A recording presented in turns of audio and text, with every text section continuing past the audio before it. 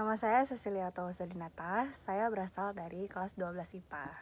Jadi hari ini saya akan menjelaskan tentang demokrasi liberal yang ada di Indonesia. Selamat menyaksikan. Konsep liberalisme yang berkembang saat itu diadopsi demi dijalankannya demokrasi yang bebas di Indonesia.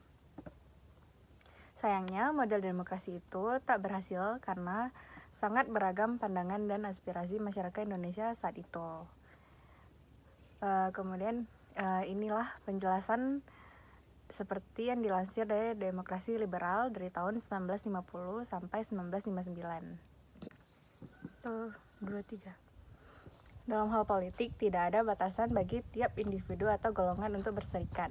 Demokrasi kala ini ditandai dengan banyaknya partai politik. Pada pemilu 1955, ada 172 partai politik yang bertanding. Tidak ada partai yang paling unggul. Namun, 4 partai memperoleh suara terbesar, yaitu yang pertama ada Partai Nasional Indonesia atau PNI sebanyak 22,3%. Kemudian yang kedua Masyumi sebanyak 20,9%. Kemudian yang ketiga ada Nahdlatul Ulama atau NU yaitu sebanyak 18,4%, dan yang terakhir atau yang keempat Partai Komunis Indonesia atau PKI yaitu sebanyak 15,4%. Kemudian kegagalan demokrasi liberal. Kondisi ini menyebabkan partai-partai dengan ideologi yang berbeda saling bersaing untuk menguasai pemerintahan dan menjalankan programnya.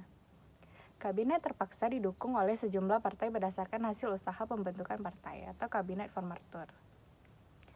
Bila salah satu partai mundur, maka akan terjadi krisis kabinet. Presiden hanya menunjuk seseorang, umumnya ketua partai, untuk membentuk kabinet. Setelah kabinet terbentuk, maka kabinet dilantik oleh presiden. Demokrasi liberal kerap disebut sebagai demokrasi parlementer.